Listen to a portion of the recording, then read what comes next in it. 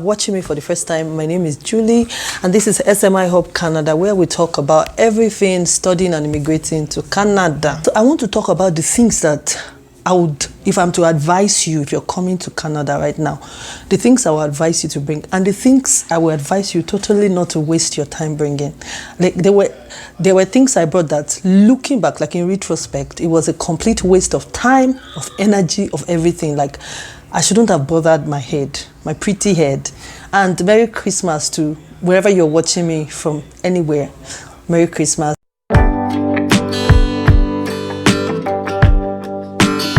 So the first thing I will say is, if you're coming from Nigeria, you must have heard about the international driver's license.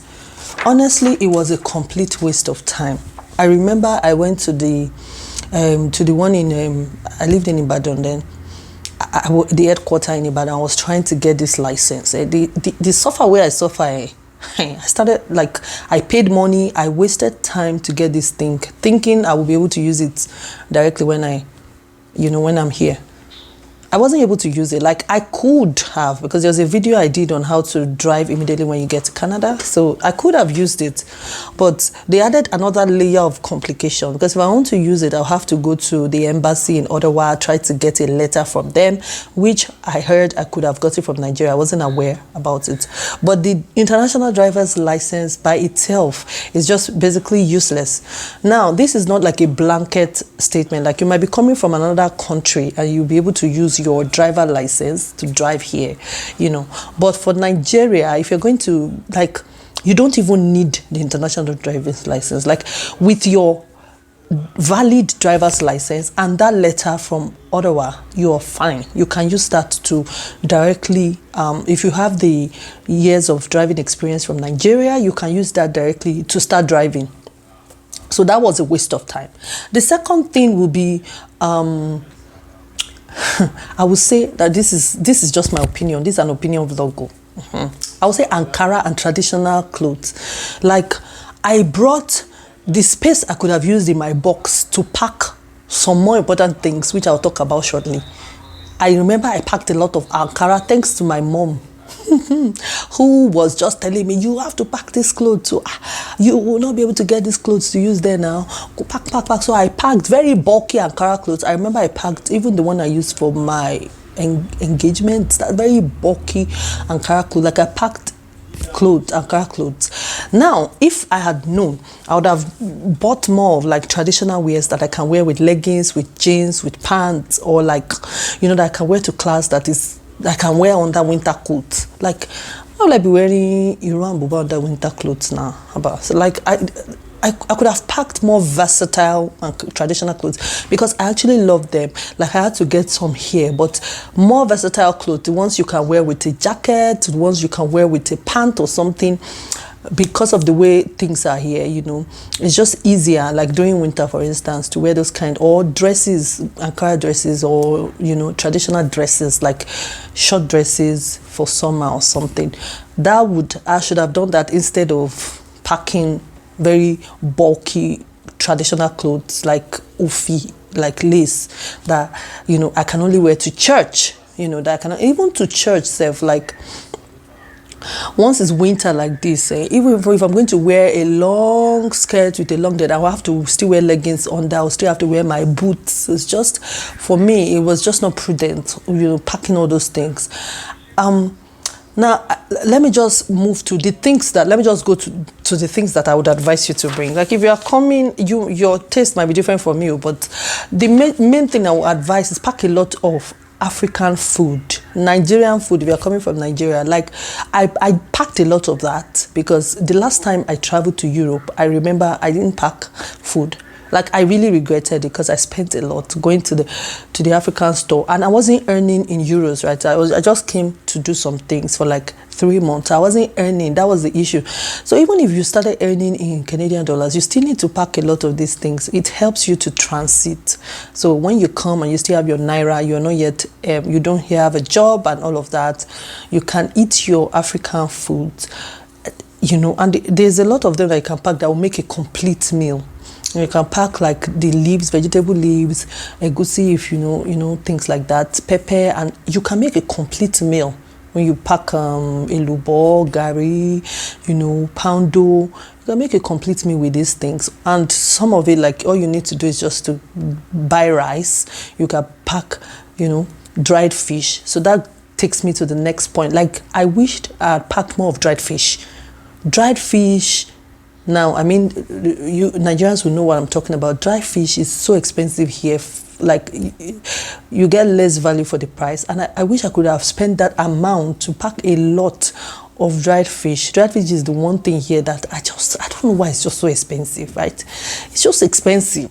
It's just expensive everywhere, whether you're in Toronto, whether you're Ottawa, whether you're Manitoba, it's just expensive. So I would advise you to pack a lot of that. Now, coming to the issue of Indomie, like, I remember then people say, don't take Indomie, they will send it back.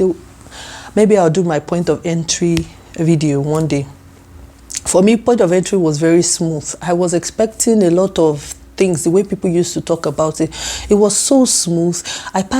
Thank God I took packs of Indomie. Although they said, don't take Indomie. And then somebody else said, don't take Indomie chicken, the chicken type. So I took Indomie onion. But by the time I got here, I found out that many people have taken chicken Indomie and they were not harassed. There was no problem at the point of entry. So I'll say just pack Indomie. If you are being cautious, you don't want to take a risk, then pack Indomie onion. At least that was what I took, and I had absolutely no issues. I even took yams and I wrapped it. It was in my box. Of course, it can't be in your carry-on. And there was no issue with my yams. My yams I took pap. Like, you can dry the pap, make sure it's dry, there's no moisture, and then wrap it. I took it and it was fine. It was in my carry-on and there was no issue with it.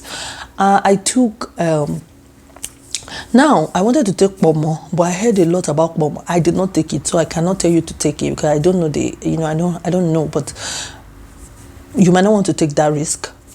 I heard things, meat and meat products will be turned back, like pomo, like kilishi, like things like that.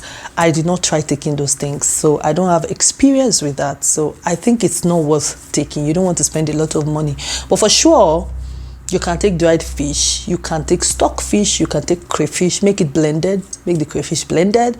And when they ask, you just tell them, these are my food, my herbs and spices and things like that. So you can take your spices and, whatnot. It brings me to the next one. Herbs, like Nigerians, you know what they call jedi, agbo jedi. There's a lot of sugar here. It comes to a point, you'll be like, am I having jedi? If you know what I'm talking about. Like, so herbs, the type that you drink, that your body will if you can take dried herbs, because I had to start looking for it one day. I was feeling like I had taken too much sugar. Okay, I think I'm giving too much information here. But I feel like I had taken too much sugar. Like, I was feeling like I had something was going on in my, like, too much sugar. I can't place the feeling. It wasn't like I had piles or something. I didn't feel right. And I was always having waist pain and all of that. So I had to drastically cut down sugar, like, because it creeps on you. There's a lot of sugar in almost all the foods there. So I stopped anything, pastry, bread. I stopped taking bread for a long time. Right? So I started looking for these herbs, these jedi herbs, these agbo jedi herbs.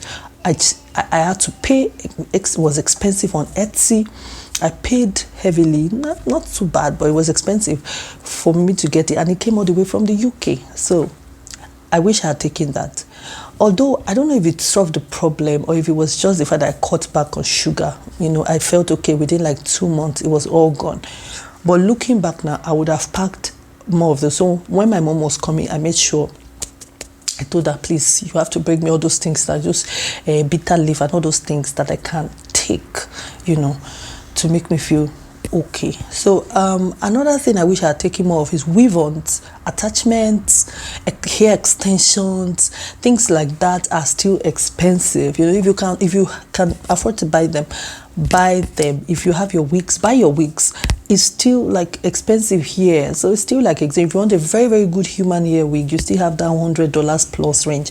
It can go as high as $1,000 depending on your taste and budget. For those that buy that kind of, I can't spend. There's a range there's a maximum range I can't spend beyond which I can't spend on attachment and hair extension. So, but it depends on your taste and your budget, right? But all in all, I feel like these things are cheaper back home, so you might want to stock up on that. Another thing for me is rub. rub, this mentholated mentholatum, what is it called? Mentholatum, I think. I didn't find it here. I was kind of used to that brand, like rub itself. It took me, can you believe it's been how many, almost 3 years plus now that I've been here in Canada, and I just discovered that they have an equivalent here called Vicks Vapor Rub, you know, but I still feel it's not as hot and spicy as our rub and our aboniki back home. So if you are into that sort of thing, if it helps you with the cold, please make sure you pack that. Things like eye pencil. I remember I went to stock up on eye pencil. Why did I think I just watched the video somewhere and the person was like, oh, there are eye pencils here, but you won't get your skin shade, you know. I went to stock up on that. Total waste of time. Total waste of time. You can get all of that here. I'll say again, dried fish. Sorry, I'm a fan of dried fish. So stock up on dry fish. Yeah, so that's basically what I want to talk to us about today. I hope you learned a thing or two. Till the next time on my channel, thank you for coming. Take care, stay safe, bye.